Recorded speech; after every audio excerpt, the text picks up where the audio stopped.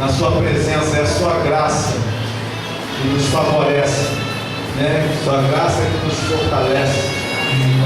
Sua graça que nos encoraja a prosseguir e esperar com expectativa o dia da sua volta, porque está próximo, amém, irmãos? Amém. Jesus está próximo? Amém. A sua volta está bem próxima. Já que nós estamos no culto de missões, no culto de Israel, né? Eu quero cantar uma música que eu ainda não cantei essa música aqui.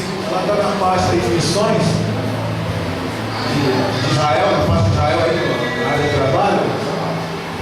Ela fala sobre Jerusalém, né? Orai pela paz de Jerusalém. Não só pela paz de Jerusalém, né, irmãos, por toda aquela região ali, que a coisa não está nada fácil aí. Todos aí que têm acompanhado o noticiário sabem o que está acontecendo na Síria. Orai pela paz de Jerusalém. Está na pasta de Israel. É a última, acho que é uma penúltima, última, né? Antes de Kadosh. Antes de Kadosh. Jerusalém, orar pela paz de Jerusalém. Então nós precisamos realmente orar, né, por Israel e por toda aquela região. Esse aí mesmo. Dá lá menor. Vamos ver. Diz assim, ó. Jerusalém.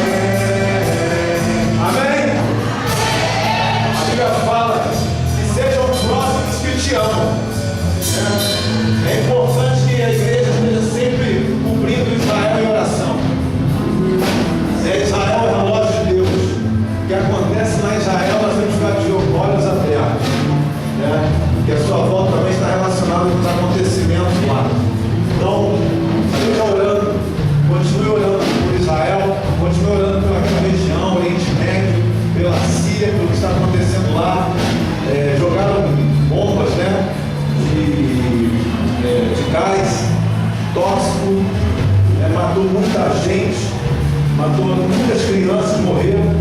Tem vídeo na internet, as crianças lá assim, com problema de respiração, tentando se manter vivos, adultos, algo assim, não tem nem o que dizer a respeito dessas pessoas que praticaram esses atos, né? Então, nós precisamos orar muito para aquela região. Eu queria que você abrisse a sua Bíblia, para a gente ganhar tempo aqui. Evangelho de Mateus, no capítulo 4.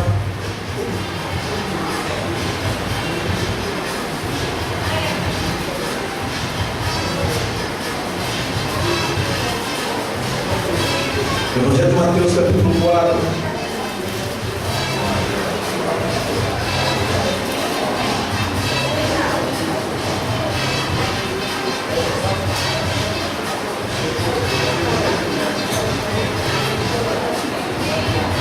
Verso 12.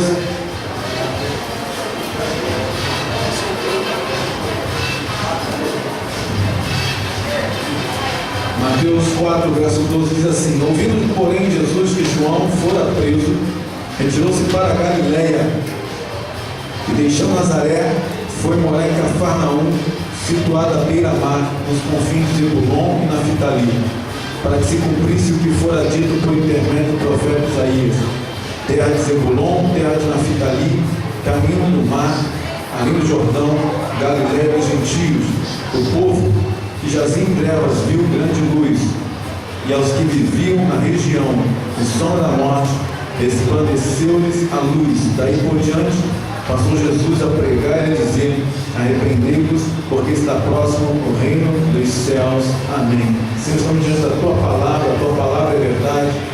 Que essa palavra fique gravada em nossos corações e transforme ainda mais a nossa vida para cumprir, Senhor, o Teu propósito nessa terra como igreja, no nome de Jesus. Amém. Amém. Você pode se sentar. Irmãos, Jesus, quando antes de Jesus nascer, Maria e José, que estavam comprometidos, para o casamento, eles moravam numa cidade chamada Nazaré. Quando Jesus nasceu, Maria e José estavam lá em Belém. E logo a seguir, quando eles estavam para retornar, avisado por sonho, José não voltou para a sua cidade, e foi para o Egito. E depois ele retorna, depois de passar um tempo, também por aviso de Deus, ele retorna e volta a morar na sua cidade de Nazaré. Jesus foi conhecido como Jesus o Nazareno. As Escrituras falam a respeito disso, Jesus o Nazareno. Mas ele não é só a Bíblia que fala de Jesus Nazareno. Jesus era conhecido como Nazareno. Ele era conhecido pelas pessoas como Nazareno. Ele era conhecido pelas autoridades como Nazareno. Ele foi chamado até pelos demônios de Nazareno. Não dá para mostrar os textos bíblicos aqui, a gente não tem tempo para isso.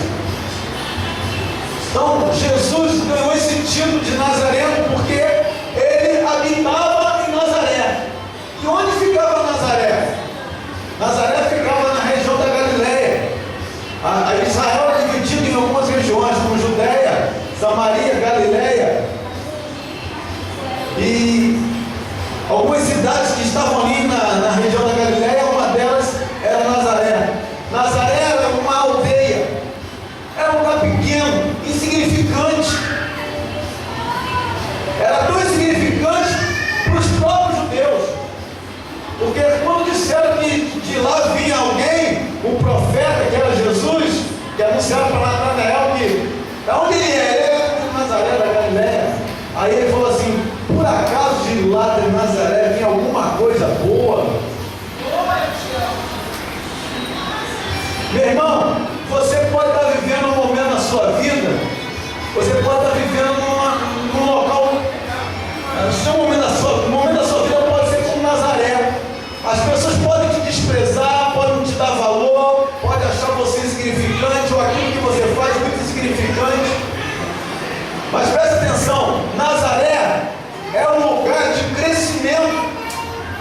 A Bíblia fala que Jesus crescia em sabedoria, estatura e graça, diante de Deus e diante dos homens. Presta atenção, ele crescia em sabedoria, em estatura, e mais o quê? E graça, diante de Deus e dos homens. Ele crescia em sabedoria diante de Deus e dos homens. Ele crescia em estatura diante de Deus e dos homens. Ele crescia em graça diante de Deus e dos homens. Como é que crescer em estatura diante de Deus? É quando a gente deixa de ser menino espiritual e começa a ter uma maturidade espiritual, uma comunhão verdadeira, um caminhar com Deus. Cair em graça crescer em graça diante de Deus, né? A Bíblia fala que Jesus ele habitava, o próprio Deus se fez homem e habitou entre nós, e ele habitou no meio de uma família.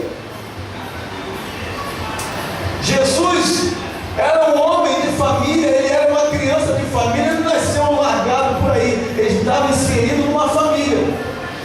Ele cresceu junto àquela família, obedecendo a José, obedecendo a Maria, aprendendo a engatinhar, aprendendo a andar de mãos dadas com José. Jesus, quando criança, devia ser, com certeza, era uma referência para as outras famílias, era uma referência para as outras crianças. Jesus, quando adolescente, era uma referência para os outros adolescentes. Jesus, quando jovem, era uma referência para os outros jovens. As outras famílias, os pais, quando repreendiam os seus filhos, deveriam falar assim: olha lá para Jesus lá, como ele obedece o pai e a mãe. Jesus crescia diante dos homens, porque ele tinha uma profissão. Você sabia que Jesus tinha uma profissão? Qual era a profissão de Jesus? Carpinteiro.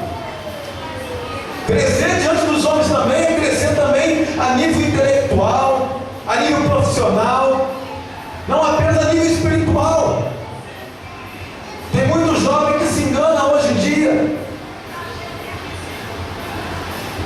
que não quer crescer intelectualmente, não quer crescer profissionalmente. Jesus, ele aprendeu com o seu pai, que não era o pai biológico, José, porque Jesus não tinha da semente de José. Jesus nasceu na semente divina. O que foi gerado por Maria foi pelo Espírito Santo, não foi pela semente de José. Mas ele obedecia a José como pai ali. Ele prestava respeito e obediência aos seus pais. Isso fazia ele crescer em graça diante de Deus e também dos homens. Jesus era conhecido como o carpinteiro. Ele era conhecido como o filho do carpinteiro e o carpinteiro. Jesus aprendeu com seu pai lá, uma profissão. Às vezes o jovem não sabe o que fazer, o pai às vezes tem até uma profissão, encosta lá com o pai, tira a experiência do pai, procura saber o que o pai faz, o que a mãe faz, procura aprender para não dizer que não conhece nada, não sabe fazer nada. O pai e a mãe muitas vezes podem ensinar muita coisa. Jesus aprendeu. Jesus cresceu em Nazaré, porque Jesus crescia em sabedoria, estatura e graça diante de Deus dos homens. Então Nazaré, por mais insignificante que fosse para os homens, por mais desprezado que fosse pelos homens, era lá que Jesus foi morar, era ali que Deus determinou, e era ali que Jesus cresceu. Nazaré é lugar de crescimento. Você pode estar vivendo uma situação na sua vida que seja uma Nazaré, um lugar que ninguém muitas vezes dá nada. Você pode estar num negócio que muita gente não dá nada. Você pode estar num emprego que muitas vezes ninguém dá nada para você, mas ali é o lugar que você pode crescer em Deus. Jesus morou em Nazaré durante um período, mas a Bíblia fala, nós lemos esse texto aí, que ele saiu de Nazaré e foi morar onde? Cafarnaum. Antes dele sair de Nazaré, veja bem, Jesus ficou em Nazaré até os 30 anos da sua vida. Quando a Bíblia, aqui nesse texto aqui, diz que ele saiu de Nazaré e foi morar em Cafarnaum. Aqui a Bíblia vai se ajuntando em partes. Você tem que ler ela totalmente, que ela se completa. batizado por João Batista. Ali ele começa na sua vida ministerial. Ele vai para o deserto. Ele é tentado pelo diabo. E aí sim ele vai para Cafarnaum. O texto aqui só fala que ele vai sair de Nazaré e vai habitar, porque a referência aqui é a habitação de Jesus, onde ele morava e agora onde ele estava morando, para onde ele foi morar. Mas nesse ínterim aí, ele passa pelo batismo, ele passa lá pelo deserto e vai morar em Cafarnaum. Veja bem, Jesus estava esperando o tempo se cumprir para ele cumprir o seu ministério. O que Jesus veio fazer na terra? A Bíblia fala que ele veio salvar o homem. Amém ou amém? Amém. Ele veio salvar o homem. Jesus disse que ele não veio para os sãos, ele veio para os doentes, porque são os doentes que precisam de médicos. Ele veio buscar e salvar o perdido. Não é isso que a Bíblia fala? Então ele estava aguardando o momento dele sair nessa busca, de alcançar o homem, de trazer o homem novamente para Deus. Mas quando ele sai de Nazaré, onde ele tem ali todo o crescimento, conhecimento, estatura, graça, ele recebe ali a manifestação do Espírito Santo sobre a sua vida lá no batismo. Quando João batiza, aí a Bíblia fala que a pomba vem sobre ele, porque você não pode fazer nada na obra de Deus sem a presença do Espírito Santo, porque ele nos capacita. Ele sai dali, e dali ele vai para o deserto, onde ele é tentado ali durante 40 dias, porque ninguém resiste a este mundo, ninguém pode resistir às tentações desse mundo, ninguém pode resistir às sugestões do diabo, se não estiver primeiramente revestido pelo poder do Espírito Santo. Ninguém pode sair para fazer a obra de Deus em Cafarnaum, seja onde for, se não estiver comprometido com Deus, se não estiver revestido do Espírito Santo, se não estiver fortalecido nele, porque a Bíblia fala que Jesus, cheio do Espírito Santo, foi para o deserto ser provado lá, tentado pelo diabo. E dali ele segue para Cafarnaum. Por que Jesus foi para Cafarnaum, irmão? Cafarnaum, amado, era conhecido como uma cidade pesqueira, porque o que ocorria naquela cidade ali, a atividade maior comercial era a pesca. E foi ali que Jesus chamou Pedro, chamou outros discípulos naquela região ali, que eram moradores daquela região.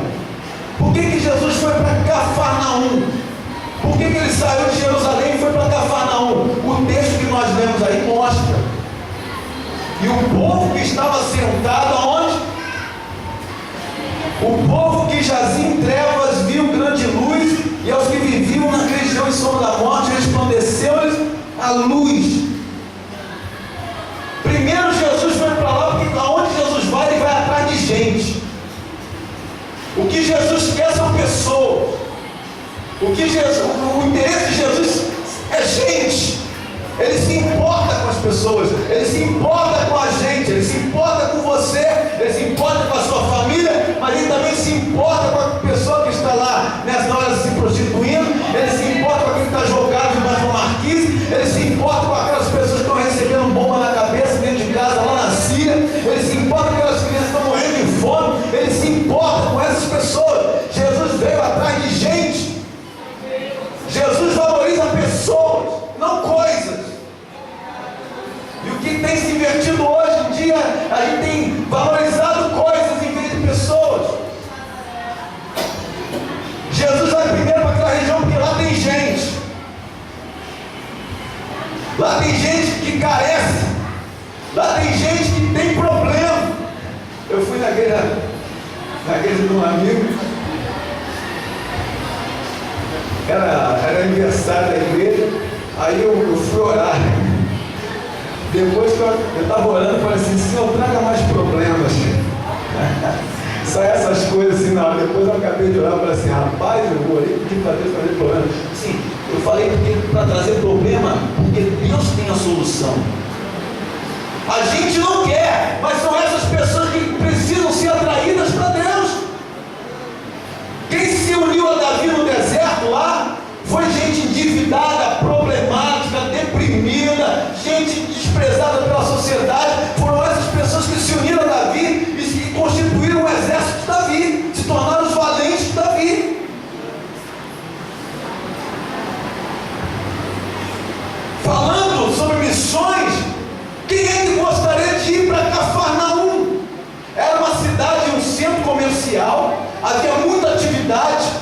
havia dinheiro, havia muita gente transitando, porque era a rota do caminho que ia para Damasco, lá para Síria, era uma rota comercial. Por isso que o Império Romano na época colocava um centurião lá.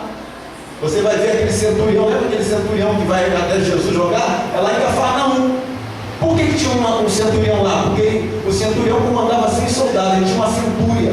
Por que Roma botou 100 soldados lá com o centurião? Por causa do dinheiro e dos impostos que eram cobrados, porque era uma rota comercial, atividade, dinheiro rolando. Levi estava lá coletando impostos. Era um centro comercial, havia dinheiro, havia trânsito de pessoas. Mas não era só por isso que Jesus foi para lá. Jesus foi para lá porque também era um centro de atividades políticas. Pedro era considerado, foi um zelote. Barrabás era também um zelote, que era um partido, tipo um partido político judaico, que lutava pela liberdade do povo de Israel das mãos do Império Romano. Eles toleravam o Império Romano lá, mas eles estavam sempre fazendo motins, sempre fazendo alguns movimentos contra o Império Romano. Por isso Barrabás foi preso. Então havia uma situação política também naquela região, quente, fervendo, porque os galileus, pelos historiadores da Bíblia aí, eles eram considerados gente ousada, fervorosa, patriota. Então, aquela pessoa, né, de sangue quente, que não atura muita coisa, que não engole muita coisa. Você vê Pedro é aquele que falava, né, estava sempre falando, até que o Espírito Santo foi tratando dele. Na hora que tinha que falar, ele falava, na hora que tinha que calar, se calava, mas ele não era assim. Ele ia falando e falando, e se atropelava na sua fala. Ele era sempre o primeiro, ele queria falar. Se tu for morrer, nós vamos contigo. Pedro, não vai, Pedro, tu vai me negar. Eu morro contigo, Senhor. Então, havia uma situação política também naquela região. Havia uma situação religiosa também. Porque a Galileia, irmãos, nós vemos aqui, ó, no verso 15, no final do verso 15 diz assim: Galileia dos gentios. Por que era considerado Galileia dos gentios? Por causa do misto de gente que havia naquela região. Misto de gente, como assim? Os judeus, e quem não era judeu era o que? Gentio. E por que a Galileia, sendo de Israel, da região de Israel, era considerada a Galileia dos gentios? Porque havia um misto de gentios que estavam morando ali e que se misturaram com o povo judeu desde a época de Salomão, desde quando Israel foi levado cativo para a Babilônia. Começou a vir muita gente para habitar naquelas regiões ali, e ali começaram a se casar, né, judeu com gentio. Então, os judeus não eram, para os judeus, quem morava ali na Galileia não era considerado puro, uma raça pura, por causa dessa mistura que Deus desde lá dos primórdios havia falado para Israel: não se misturar com as nações ao redor, não dê sua filha ou seu filho para casar com um gentio. Por quê? Porque iriam fazer Israel desviar do verdadeiro Deus. E Jesus foi para lá por causa dessa situação política, religiosa, desse centro, dessa atividade comercial, esse vai e vem de gente, muita gente. Mas tinha uma coisa que o texto mostra aqui: a situação espiritual do local. Acompanhe comigo o que está escrito no verso 16. O povo que jazia em trevas, o que diz? Viu grande luz. Grande luz. E aos que viviam na região e sombra da morte, olha só, o povo que jazia. Tem outros textos que diz o povo que se assentava. O povo que se assentava em trevas. O povo que jazia em trevas. estava sentado em trevas.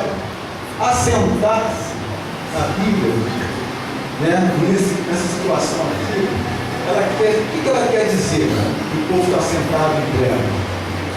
Assentado significa uma postura, mano, de aceitação daquela situação. Sabe quando os atletas, quando estão correndo uma maratona, quando cansa, às vezes se larga no chão, senta, deita, que não está aguentando mais, não dá para continuar, não dá para prosseguir, ele se rende ao cansaço, ele se rende quando ele olha e diz assim, não dá mais para mim, não aguento mais. Ele aceita, ele toma uma postura de aceitação daquela situação, não dá mais para mim. Quando o texto diz que o povo que jazia ou estava sentado em trevas, mostra que aquela região, por ser Galileia dos gentios, por estar em Israel, mas dominada de gentios, e aos arredores de Israel, eram as nações gentílicas. Ao norte estava a Síria, ali ao ocidente ali estava aquelas regiões de Decápolis, de Gadara, lembra de Gadara? Onde estava o Gadareno? Era uma situação espiritual totalmente negra, de trevas. Era assim que estava aquela região. Por isso o texto diz aqui, ó, no verso 15, terra de Zebulon, terra de Naftali, que eram as tribos de Israel, caminho do mar, além do Jordão, Galileia de gentios, o povo que jazia em trevas, viu grande luz. O povo daquela região da Galileia estava sentado em trevas, estava entregue àquela situação de demônios, de trevas, não tinha mais como lutar contra. Sabe quando uma pessoa está numa situação na sua vida que não consegue mais lutar, ela está cansada, não dá mais para mim, eu quero me entregar, eu quero desistir, eu não quero mais avançar, já cansei de lutar, porque tudo que ela faz é errado, tudo que ela tenta não consegue, sempre tem alguém para vir cortar, puxar o tapete dela, para jogar ela para baixo, ela sempre perde tudo, quando ela chega numa situação, não dá mais para mim, ela se larga, ela aceita, toma uma postura de aceitação, de que as trevas dominou a situação. Era assim que estava aquela situação ali, na região da Galileia. E não era só isso, amado, não era só assentado em trevas, e aos que viviam na região e sombra da morte. Região, olha só, nós estamos aqui em Oswaldo Cruz, mas a região engloba Oswaldo Cruz e os arredores, a periferia de Oswaldo Cruz, a região aqui, porque Bento Ribeiro está próximo, Rocha Miranda está próximo, ali Madureira está próximo, está tudo próximo aqui, essa região aqui que engloba Oswaldo Cruz, Bento Ribeiro, era assim que estava ali, aquela região, o local, aquela região, território, do povo que estava vivendo em trevas. E não há trevas, irmãos, de apagar uma luz e você não conseguir andar, porque você não consegue enxergar alguma coisa. Eu tive uma vez em Campos, numa cidade chamada Murundu, só de trem, aquele trem que pegava na estação da Leopoldina, né, que ia para Campos. Murundu, só tinha um trem para ir de manhã e um trem à noite voltando. Era basicamente a cidade era em volta da estação ferroviária. Ali era a cidade de Murundu. À noite eu fui na estação. Quando eu estava na estação, eu vi um senhor descendo a estação assim e andando pelo chão de barro, pelo trilho. Eu olhei assim, ele deu uns 5 passos assim, daqui a pouco eu não enxerguei mais nada, sumiu. Foi abduzido? Não. As trevas. Eu não consegui enxergar nada, até para andar é difícil. Por quê? Porque você não está acostumado com aquela situação. Você não consegue enxergar nada. É densa a treva para você. Mas quem já está lá, chega até a ficar acostumado. Ele anda sozinho no meio daquelas trevas. Se acostumou com aquelas trevas. Tem muita gente vivendo aí no mundo, amado, em trevas, em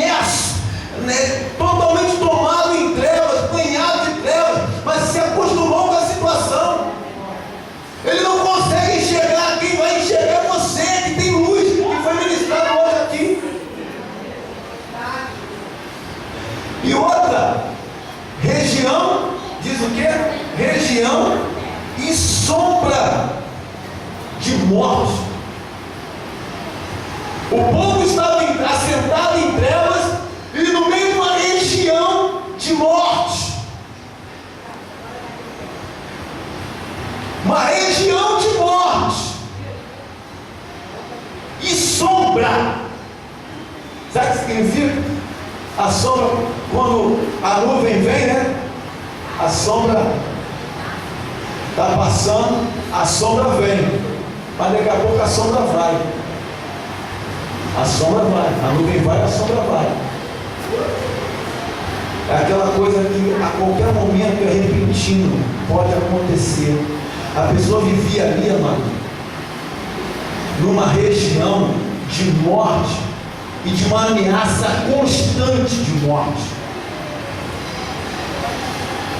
Uma ameaça presente, porque, por exemplo, eu estou aqui, a luz está acesa, a minha sombra me acompanha para onde eu for, onde tiver a luz. Ao mesmo tempo que a sombra ela me acompanha, ela pode também ser passageira, ela pode vir e ir embora. Então eu vivo, aquela pessoa que vivia naquela região ali, ela vivia numa ameaça presente, sempre constante de morte, esperando a qualquer momento morrer.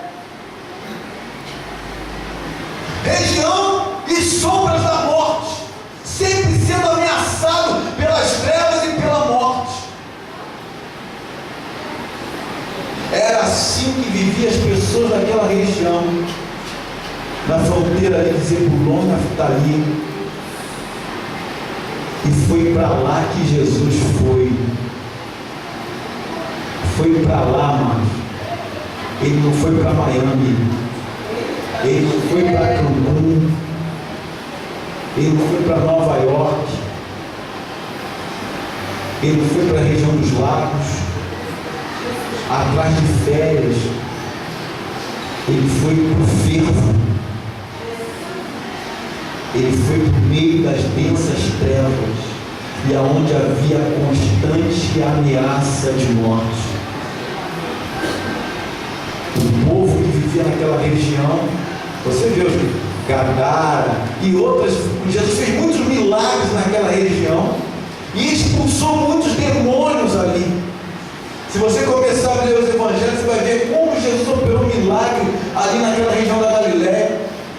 E Cafarnaum foi a base central do ministério de Jesus. Jesus estabeleceu a sua base ministerial ali em Cafarnaum, porque era conhecida como a cidade de Jesus.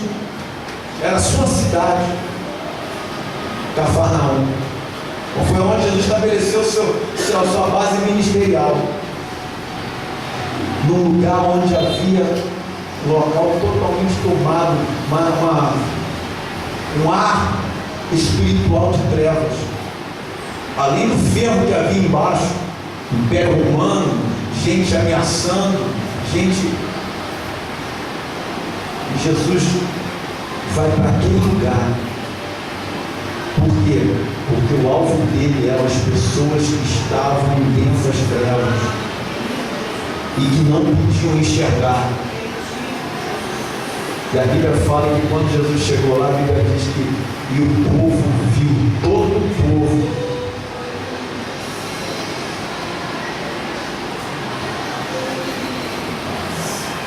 o povo que jazia em trevas viu grande luz. Não foi pequena luz, amado, foi grande luz. Eu tenho um título a essa mensagem como estabelecendo uma tenda de luz em meio à região das trevas, uma habitação de luz em meio às regiões das trevas, porque foi exatamente o que Jesus fez lá. Ele deixou de morar em Jerusalém, em Nazaré, o lugar onde ele cresceu.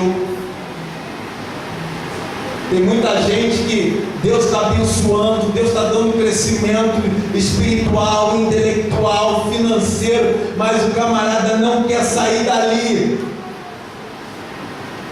Teve uma hora que quando chegou o tempo de Jesus sair, ele teve que sair, porque ele foi ali apenas para crescer, mano. Deus tem lugares ainda para te levar e me levar. Deus tem experiências para nos trazer aí na nossa vida. Não se limite apenas porque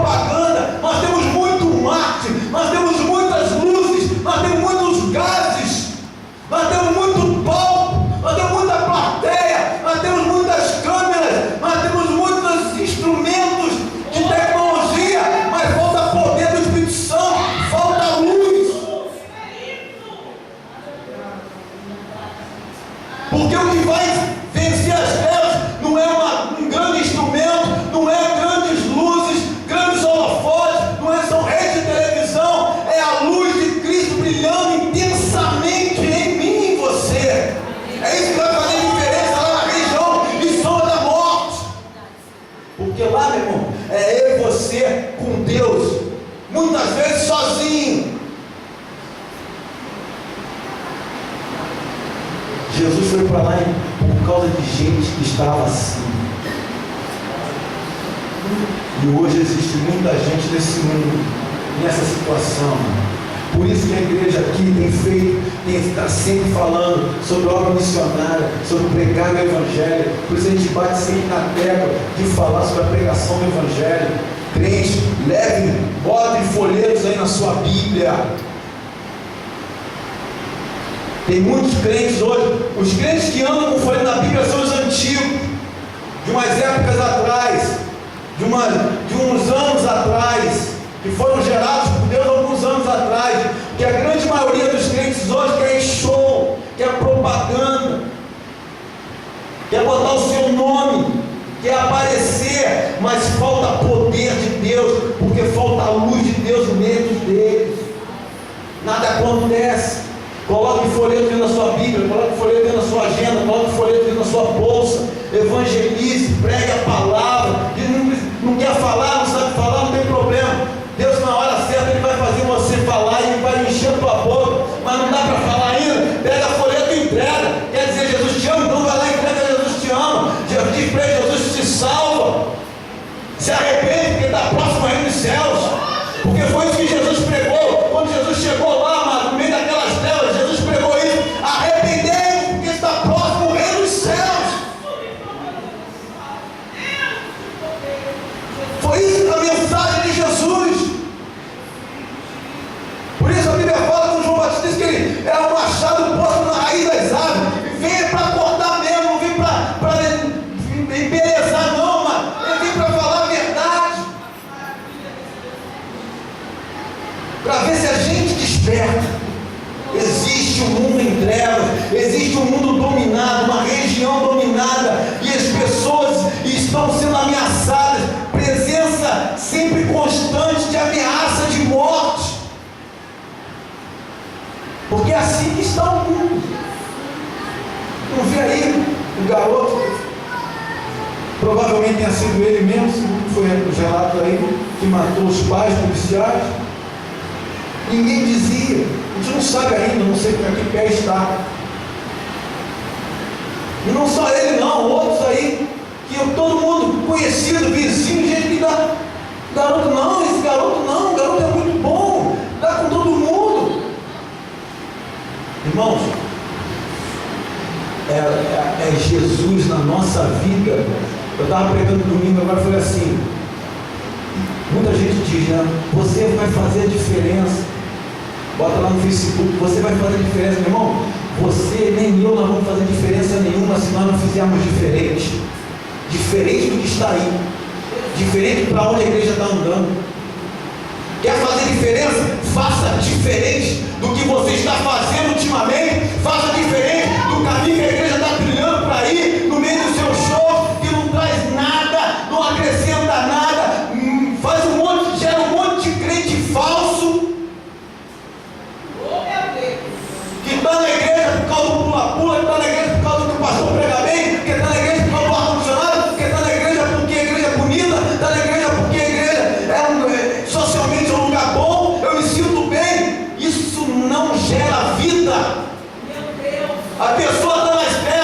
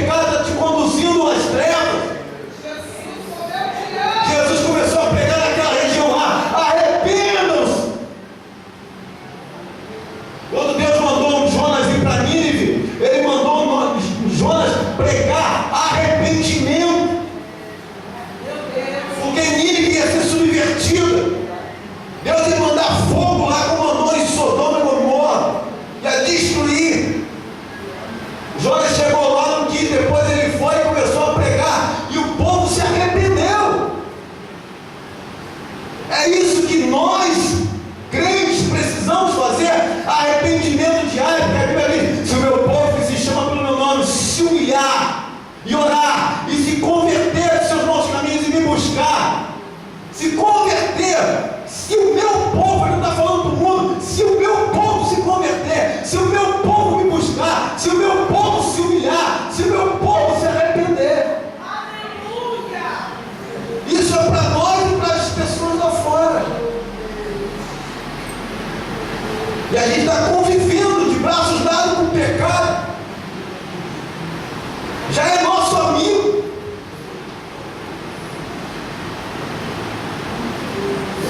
O Rock in Rio está aí, gente. Como tem jovem?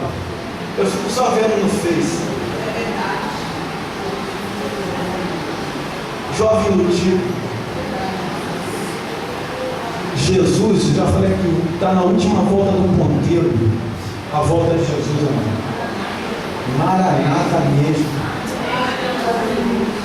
O Espírito e a noiva dizem: vem. Você está perdendo tempo com Beyoncé, e seja lá com quem for, Ivete Sangalo, mas não vai te acrescentar nada. Nada. Está perdendo tempo. Está jogando tempo fora, precioso. Vai adorar a Deus, vai ouvir louvor. Está lá fissurado na televisão, vendo Rock in Rio. O que ele tem para te oferecer? Ele está nas trevas. É você que tem que anunciar para ele. No primeiro Rock in Rio aqui no Rio de Janeiro, foi 84, 85, não me lembro. Grupo de jovens, naquela época. Eu não fui, mas havia um grupo que depois eu passei a pertencer, naquela época eu não pertencia. Foi para o Rock in Rio para evangelizar, na entrada lá, pregando para as pessoas, pregando para os jovens. Hoje os jovens aqui não compram ingresso para ser o primeiro lá na frente, para evangelizar aqui os cantores. Então nem chega lá, porque o segurança não deixa, te prende. Se for esse o teu objetivo, tenta a sorte. Vai lá, compra o ingresso, vai lá. Dorme a noite toda na fila para entregar o folheto lá na mão do guitarrista, lá do baterista da banda. Mesmo que você seja preso, pô, graças a Deus eu fui preso porque eu preguei o evangelho. O mundo está em trevas, sombra e região de morte. Trevas e morte andam juntos. E só para quebrar isso, só a grande luz de Deus, Jesus. Vamos ficar de pé em nome de Jesus.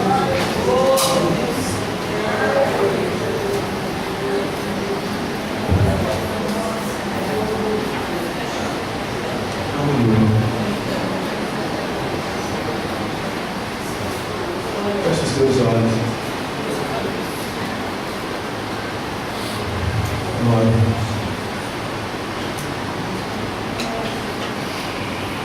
Até nos exorta e fala assim: veja se as trevas, se a luz que há em ti não são trevas. Às vezes a gente pensa que está andando na luz e estamos imersos em trevas, porque a nossa vida não tem sido uma vida na luz. Andai na luz, diz a palavra de Deus. Que a gente possa, a partir nem de hoje, de ontem, da última administração aqui na igreja, da penúltima, a gente possa trazer à memória aquilo que Deus tem falado conosco, que falou contigo na terça-feira aqui, que falou com você no domingo passado, na escola dominical. Deus tem falado aqui nesses dias. Você possa trazer a palavra de Deus à tua lembrança agora e ver se você está colocando em prática, se eu estou colocando em prática aquilo que eu tenho ouvido, que eu tenho pregado.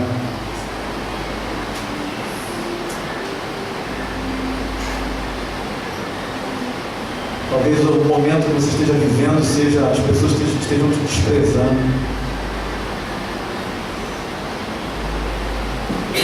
Um lugar insignificante onde você está.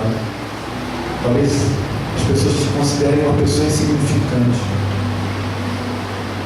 Mas ali em Nazaré Jesus cresceu. Você também pode crescer. Abaixo, canta, abaixo.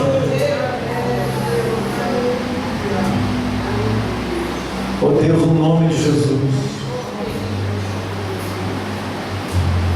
tem misericórdia de nós, Senhor. Tem misericórdia de nós.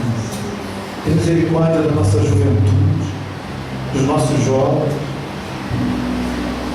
que estão às vezes vivendo tão longe de Ti, Senhor. Estão sendo contaminados pelas coisas deste mundo.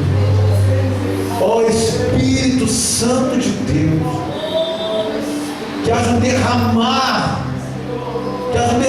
do Teu Espírito, aviva a Tua obra, Senhor.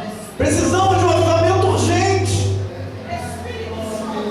mas isso vem com arrependimento, vem com quebrantamento, que possamos, Senhor, chorar no Teu altar, possamos dobrar os nossos joelhos em nossas casas e derramarmos em lágrimas diante do Senhor, confessando a Ti os nossos pecados, pedindo, Senhor, perdoa-nos, perdoa a nossa negligência, perdoa a nossa omissão, Senhor, perdoa por termos gasto tanto tempo e tanta coisa, investido tanta coisa naquilo que não é bom. Tem misericórdia de nós. Enquanto existe um mundo de gente lá fora, Senhor, envolvido e tomado em trevas, habitando, assentados, mortos. Alguns a morte já chegou para ele. Senhor, no nome de Jesus, nos capacita pelo poder do Espírito Santo, uma experiência viva, real, marcante contigo, Senhor, que nos impulsione para Cafarnaum, que nos impulsione até mesmo para o meio do fervo, mas o Senhor esteja conosco, porque a luz que há em nós, que brilha em nós, é do Senhor Jesus, porque Tu és a luz do mundo, e que esta luz esteja brilhando em nossa vida, para que através de nós, Senhor, esta luz, Senhor, venha impregnar o lugar de trevas, de densas trevas, e as trevas venham ser banidas, e as pessoas que estavam cegas, elas possam ver, como viram a grande luz. Deus, no nome de Jesus, desperta-nos aqui. Senhor, que cada um nesta noite saia daqui impactado pela Tua palavra, Senhor, com o espírito, Senhor, de dedicação,